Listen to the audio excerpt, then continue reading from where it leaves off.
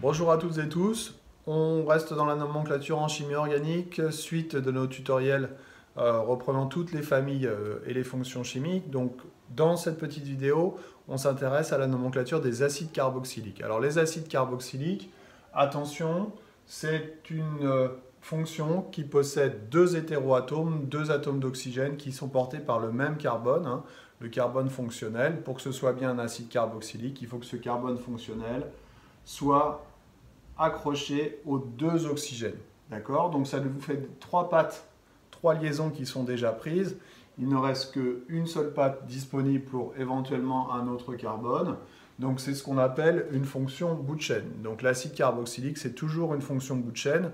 Donc on n'aura pas d'indice de position parce qu'il est forcément sur l'indice, sur le carbone numéro 1.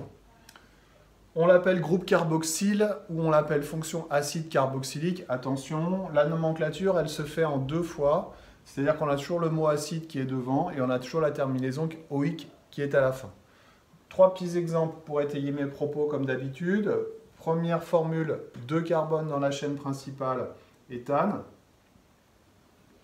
Ensuite, on a la fonction acide carboxylique que je reconnais ici. Donc je vais mettre acide devant et oïque à la fin. Acide éthanoïque. L'autre nom de l'acide éthanoïque, c'est l'acide acétique. C'est l'acide qui est contenu dans le vinaigre.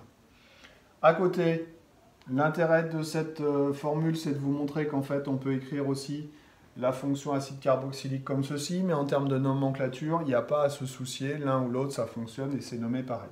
Alors, on va mettre le mot acide devant, hein, comme pour à côté. On va commencer par ça.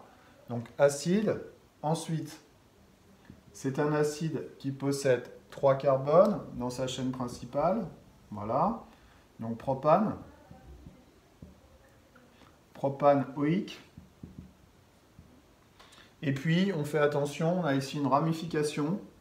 Donc, cette ramification, elle est sur le carbone 2, puisque le carbone prioritaire, le carbone 1, c'est le carbone qui porte la fonction. 2-méthyle, 2-méthyle propanoïque, acide 2-méthylpropanoïque. Alors, dans un troisième temps, on fait attention à cette molécule-là parce qu'elle est piégeuse. On n'est plus en présence d'un acide carboxylique parce que les deux groupes comprenant un oxygène sont sur deux carbones différents. D'accord? Donc il y a deux carbones fonctionnels, il y a deux fonctions. C'est ce qu'on appelle un composé polyfonctionnel. Quand on a un composé polyfonctionnel, on a toujours une fonction qui est prioritaire sur l'autre de la nomenclature. Ici, la fonction prioritaire, c'est la fonction cétone. Donc la fonction cétone, elle est là.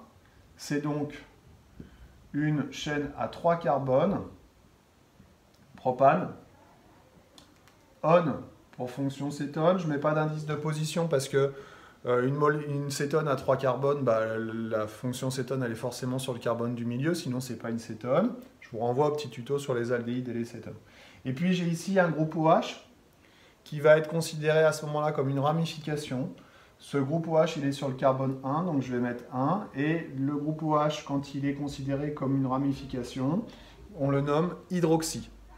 Et non pas ol, fonction prioritaire, quand c'est seulement un alcool. Donc on obtient un hydroxypropanone.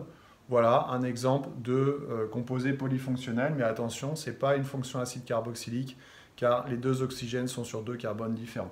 Voilà, un peu plus de 3 minutes, j'espère que j'ai été clair. Je vous dis à bientôt. Abonnez-vous à ma chaîne YouTube, ça me permet de m'encourager.